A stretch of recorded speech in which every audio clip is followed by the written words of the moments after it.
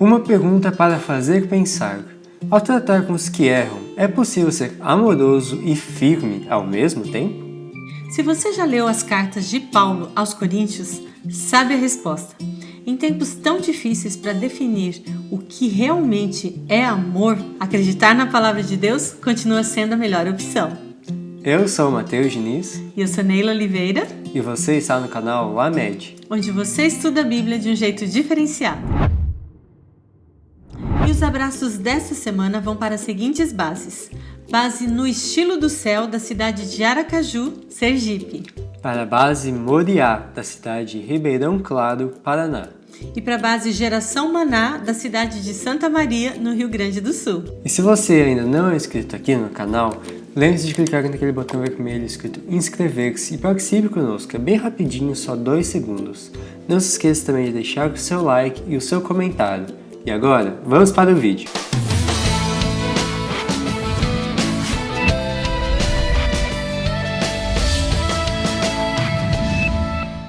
É muito bom ter você aqui conosco mais uma vez, agora iniciando essa nova temporada.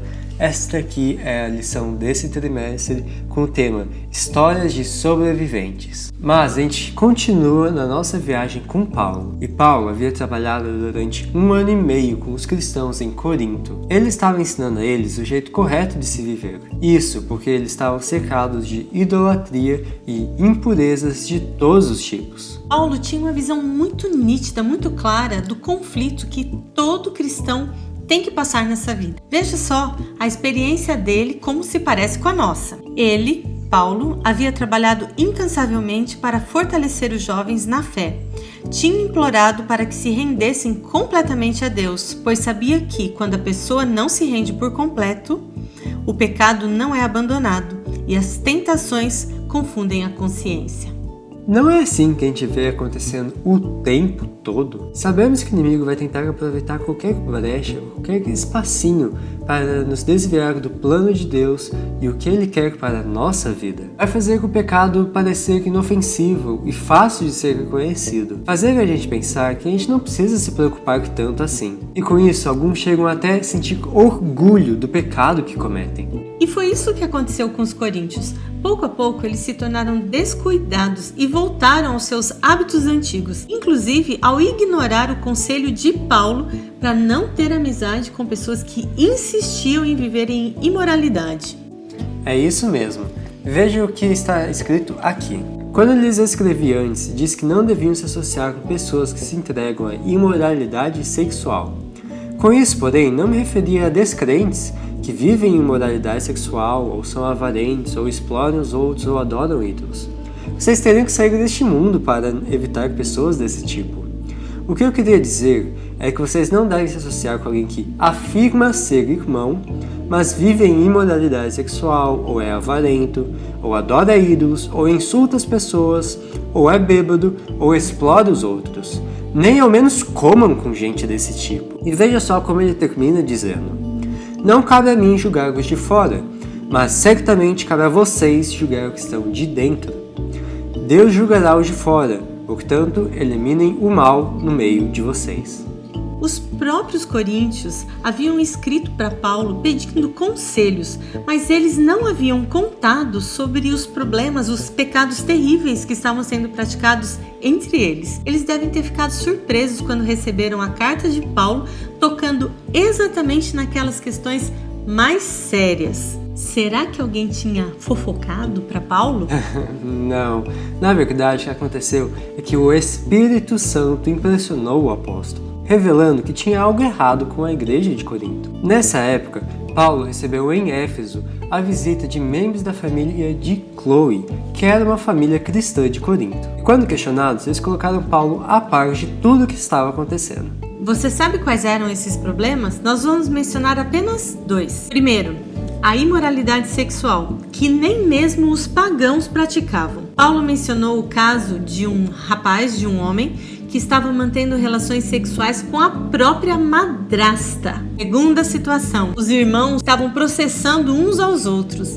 Eles não estavam seguindo nem mesmo a orientação do próprio Jesus. Como proceder em casos assim? Paulo perguntou: será que não havia pessoas suficientemente sábias entre eles que pudessem julgar o caso ali dos irmãos? A intenção de Paulo era a melhor possível. Ele amava os irmãos em Corinto e ele queria que eles entendessem para onde eles estavam sendo levados se eles continuassem com essas práticas. Ele comparou a vida cristã a uma corrida, onde todo músculo deve ser bem exercitado. Não seria fácil. Sim, é preciso muita disciplina e força de vontade para controlar os desejos, os impulsos, as paixões. É necessário entregar-se completamente ao Espírito Santo e ceder a Ele o controle da vida. Olha que interessante o que está aqui. Paulo percebeu que suas conversas, influência, sua recusa em ceder à satisfação própria deviam mostrar que sua religião não era apenas conversa fiada, mas uma conexão diária e viva com Deus. O apóstolo não se colocava em uma posição superior aos seus irmãos. Ele compreendia as lutas e as dificuldades que eles tinham e sempre os incentivava para olhar para Cristo e viver à altura do padrão divino. Eles não deviam fazer nada, por mais inocente que fosse, que parecesse aprovar a idolatria ou que fosse contra as orientações claras da palavra de Deus.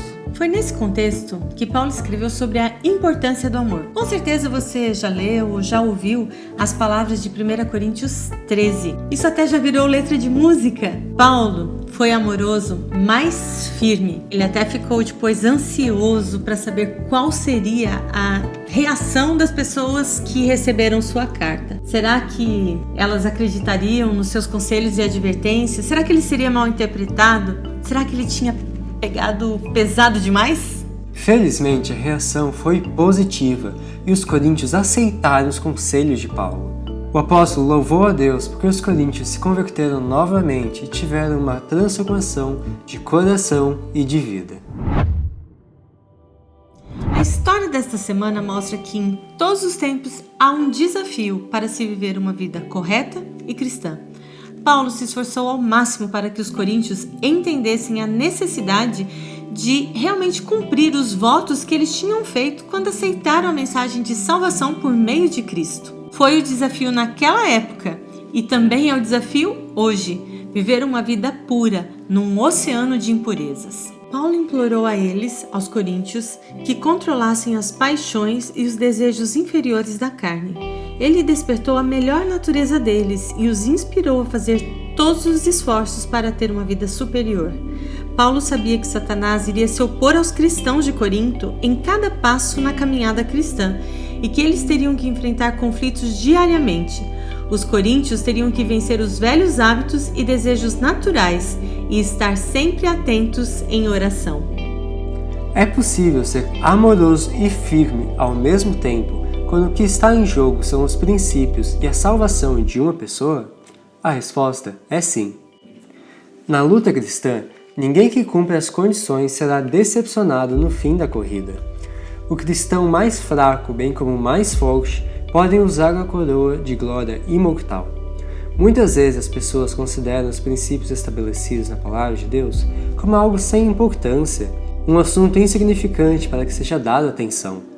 Porém, nada é pequeno quando ajuda ou dificulta. Além do mais, a recompensa dada aos vencedores será proporcional à energia e à dedicação com que se esforçarem. A vida com Cristo pode não ser fácil, mas sempre valerá a pena. E disso você pode ter certeza.